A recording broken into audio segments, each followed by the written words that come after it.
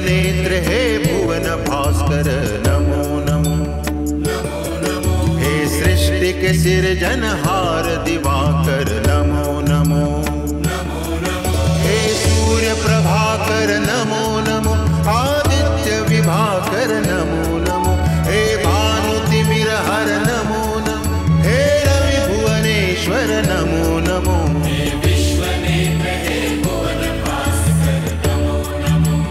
नमो नमो। हे सृष्टि के सिरजनहार दिवाकर नमो नमो। ओम सूर्याय नमो नमः। ओम सूर्याय नमो नमः। ओम सूर्याय नमो नमः।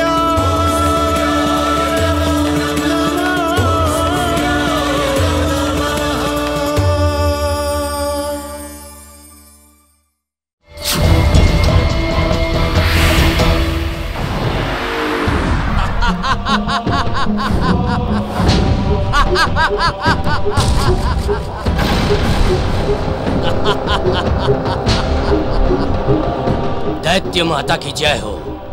दैत्य माता, आप मेरी नानी श्री भी हैं और पूरी दैत्य जाति की भी माता। इस कारण आप हम सब के लिए अति सम्माननीय है। मैं आपसे निवेदन करता हूँ कि आप हम सब के साथ स्वर्गलोक चलें। सदा सुखी रहो, यशस्वी हो। तुम्हारी वीरता अद्वितीय है। तुम्हारे साथ स्वर्ग चलने को मैं प्रस्तुत हूँ। चलिए।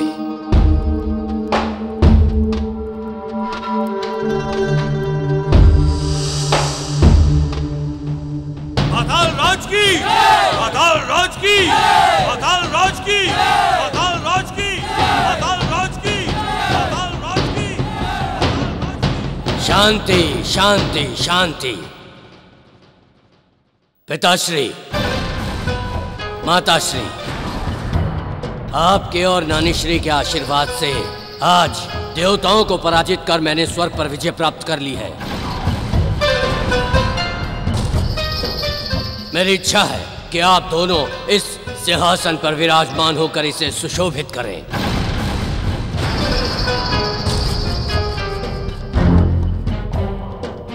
पाताल राज की, पाताल राज की, पाताल राज की।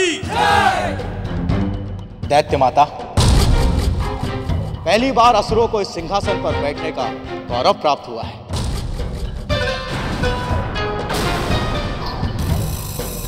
इस ऐतिहासिक अवसर पर हमें आशीर्वाद देकर धन्य कीजिए। मेरा आशीर्वाद है कि तुम्हारे नेतृत्व में और पुत्र राहु की वीरता के बल पर असुर और दैत्य जातियां नित नई ऊंचाइयों को प्राप्त हो।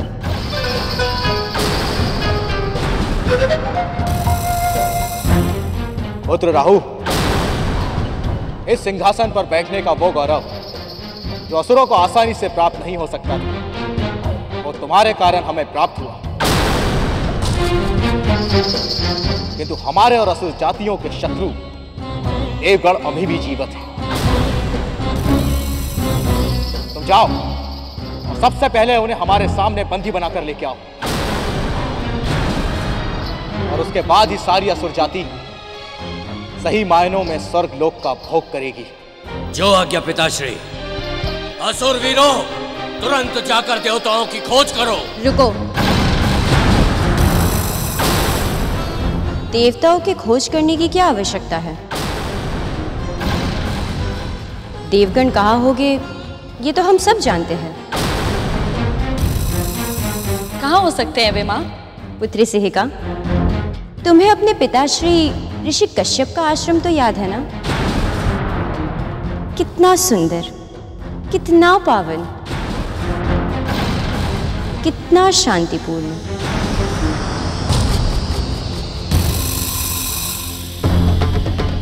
सैनिकों, जाओ ऋषि कश्यप के आश्रम में अरुण देवता को ढूंढ के लेके आओ। जो आज्ञा महाराज। चलो सैनिकों।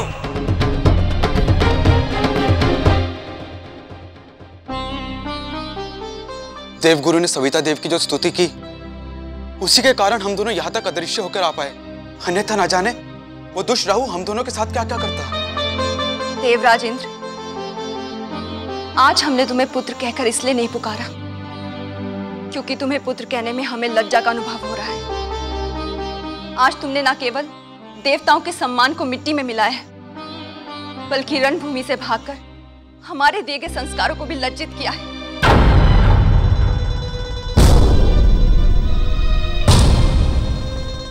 देवी अदिति, मैं आपके पुत्र समान हूं। मैं आपसे विवाद नहीं करना चाहता, किंतु देवराज इंद्र पर आपका इतना क्रोध उचित नहीं है, क्योंकि इनकी पराजय तो महामुनि दुर्वासा के श्राप के कारण हुई है। पवन देव, सत्य कहा आपने। पुत्र इंद्र की पराजय महामुनि दुर्वासा के श्राप के कारण हुई। किंतु सोचने का विषय यह है कि इनके जीवन में ऐसी परिस्थितियां आई कहां से? इन्होंने ऐसा कौन सा लज्जापूर्ण आचरण किया कि महामुनि दुर्वासा इनको श्राप दे बैठे?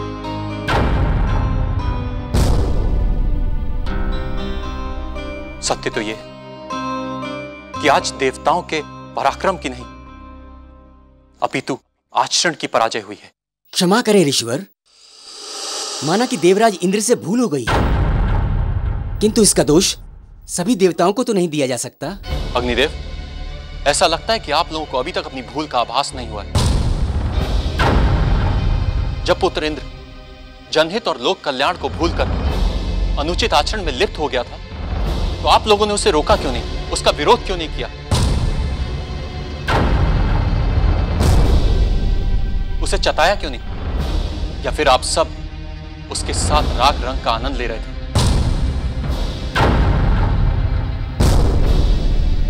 तो फिर आज आप इसके आचरण के उत्तरदायित्व से कैसे बच सकते हैं?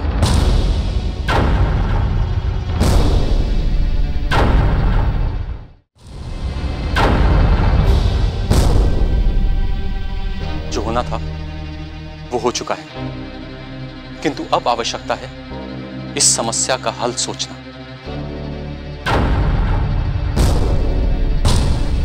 स्वर्ग में जीत के पश्चात असुर शक्तियां और तीव्र हो जाएंगी। असुरों के अत्याचार से संसार त्राही त्राही करे, उससे पहले ही मुझे अपने पूज्य पिताश्री से भेंट कर उनका मार्गदर्शन प्राप्त करना होगा। पिताश्री, आप आश्रम छोड़कर जा रहे हैं, किंतु आपके अनुपस्थिति में इस आश्रम की रक्षा करने वाला कोई नहीं रहेगा। देवराज इंद्र ठीक कह रहे ऋषिवर।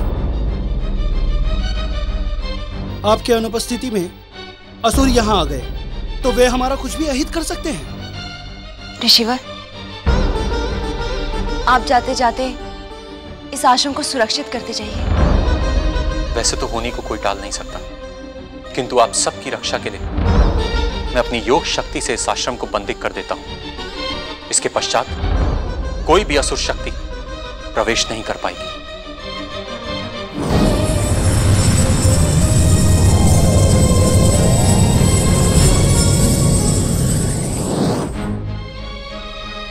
अब आप सभी लोग सुरक्षित हैं। यदि कोई संकट आए तो भगवान सूर्यदेव को याद कीजिएगा। मैं पिताश्री से भेंट करके आता हूं।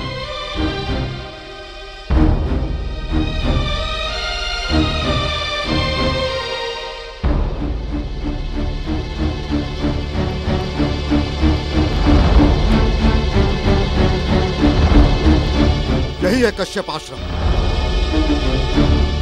असुर जाति के शत्रु देवता यहीं छुपे हैं। हमें लगता है अब हमें समय नष्ट नहीं करना चाहिए। इससे पहले कि देवताओं को हमारे यहाँ उपस्थिति का भान हो, हमें इस आश्रम पर आक्रमण कर देना चाहिए। वे असावधान होंगे तो सरलता से हमारे हत्थे चढ़ जाएंगे। चलो।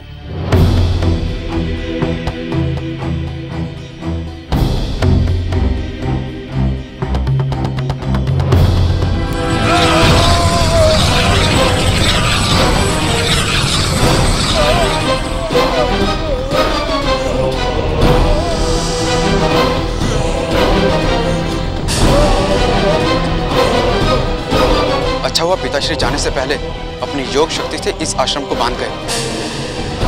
इन दुष्टों में इतनी शक्ति नहीं कि उनकी योग शक्ति का घेरा तोड़कर अंदर आ सके। पता नहीं क्या जादू कर रखा है इन दुष्टों ने इस आश्रम के द्वार पर। यहाँ आकर अगर हम भीतर न जा सके तो बड़ी लज्जा की बात हो जाएगी। हम भीतर नहीं जा सकते तो क्या हुआ? इन्हें तो बाहर आना ही पड़ेगा। इन दुष्ट देवताओं को पाठ पढ़ाने का एक और उपाय है मेरे पास। वो क्या? हम बाहर से यहीं से इस आश्रम को आग लगा सकते हैं। वो कैसे? हम अपनी मशालों को फेंक कर आश्रम की कुटियों में आग लगा सकते हैं। चलो।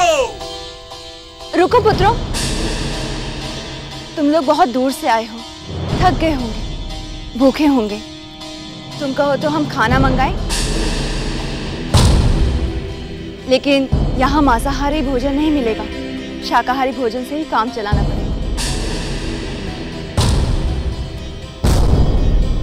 संकोच मत करो, तुम सब अभी युवक हो,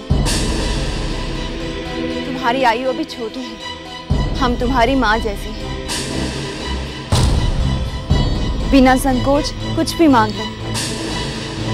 तुम्हारे लोग जैसी सुखदायी शैया तो यहाँ नहीं मिल सकती, पूषा शैया से ही काम चलाना पड़ेगा। वैसे भी थकान के समय तो हर शैया सुखदायी लगती है। हम तो यहाँ आश्रम नष्ट करने आए थे, इन्हें हम लोग पहुँचाने आए थे, पर ये तो हमारी सेवा की बात कर रही है। मुझे भी कुछ समझ में नहीं आता, लेकिन इसकी बातें सुनकर मुझे अपनी माता याद आ गई। अरे तुम लोग तो संकोच कर रहे हो। संकोच कैसा? हम तुम्हारी माता समान ही तो हैं। तुम सभी हमारे पुत्र जैसे हो। घेर लो इसे। हम सबको मूर्ख समझती थी ना, अब स्वयं हमारे जाल में फंस गई। मैं अपनी माता को बचाने जा रहा हूँ। नहीं मित्र, आप वहाँ नहीं जा सकते। आप पर महामुनि दुर्वासा के श्राप का प्रभाव है। आप इन असुरों का सामना नहीं कर पाएंगे। आप देवताओं के राजा हैं। यदि आपको कुछ हो गया तो इसका अर्थ होगा देवताओं की इस युद्ध में अंतिम रूप से पराजय। किंतु मेरी माता का जीवन संकट में है, मुझे उन्हें बचाने जाना ही पड़ेगा। देवराज, आपकी माता की चिंता हम सबको है, किंतु आप पर इससे अधिक बड़ा दायित्व देव जाति को विजय दिलाने का है। हम आपको वहां जाने नहीं दे सकते। छोड़ दो मुझे, मुझे मेरी माता को बचाना है। छोड़ दो, उनका जीवन नहीं देवराज। हे सूर्यदेव, हमारी रक्षा कीजिए, रक्षा कीजिए प्रभु। नहीं देवराज, नहीं देवराज। रुक जाइए देवराज, मुझे छोड़ दो। रुक जाइए देवराज। देवराज, सूर्यदेव हमारी रक्षा कीजिए।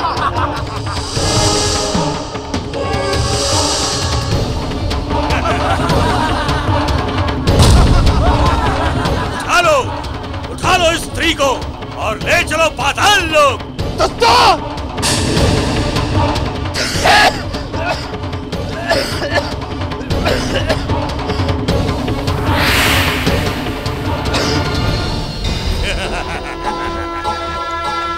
स्वर्गाधिपति इंद्र, तुम कदाचित ये भूल गए हो कि अब तुम भूतपूर्व स्वर्गाधिपति हो। तुम्हारी शक्ति तुम्हारी ही करनी की भेंट चढ़ चुकी है। इसीलिए तुम्हारे लिए उचित यही होगा कि भूल जाओ अपनी माता को, और हम जो इसके साथ करने जा रहे हैं उसका आनंद लो।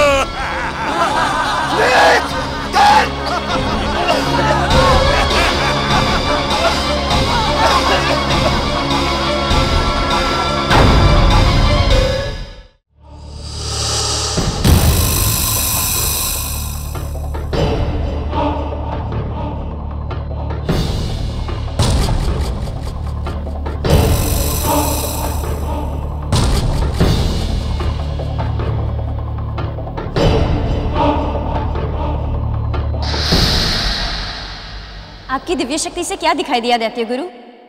कश्यप आश्रम के क्या समाचार है? पुत्री दिति, समाचार तो बहुत शुभ है। हमारे असुर सैनिकों ने अदिति को उनके ही आश्रम में बंदी बना दिया है, और अदिति पुत्र इंद्र मुनिवर दुर्वासा के श्राप के कारण उनकी रक्षा करने में असमर्थ है।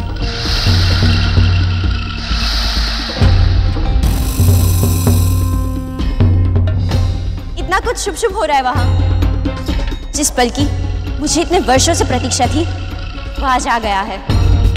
मेरी परम शत्रु अदिति को अपने किए का फल मिल रहा है और मैं यहाँ बैठी हूँ। दैत्य गुरु, अपनी दिव्य शक्तियों का प्रयोग करके कुछ ऐसा कीजिए ना कि मैं अभी इसी पल कश्यप आश्रम पहुंच सकूं। पुत्री अदिति, इस कार्य के लिए अब तुम्हें मेरी सहायता की आवश्यकता नहीं। यदि तुम केवल ऐसी इच्छा करोगी तो तुम्हारी इच्छा स्वयं पूरी हो सकती है। क्या अर्थ है आपका इस बात से?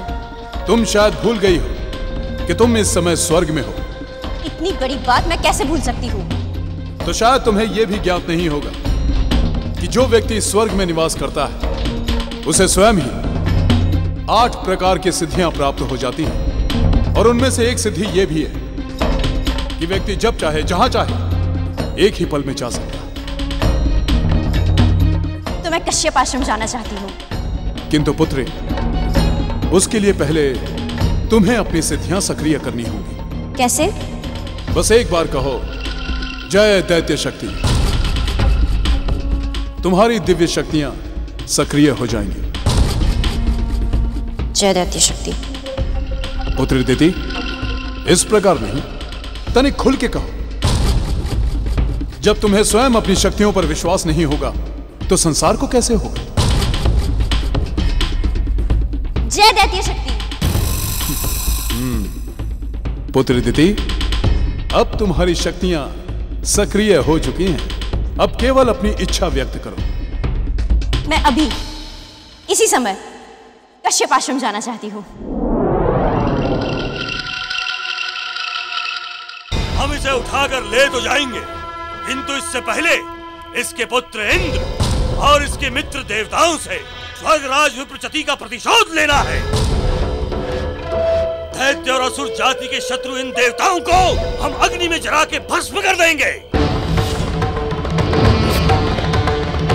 हम सब आश्रम की सीमा के भीतर तो प्रवेश नहीं कर सकते, लेकिन बाहर से निर्जीव वस्तुओं को भीतर तो फेंक सकते हैं। अपनी अपनी मशालों को आश्रम के भीतर फेंककर आश्रम में आग लगा दो।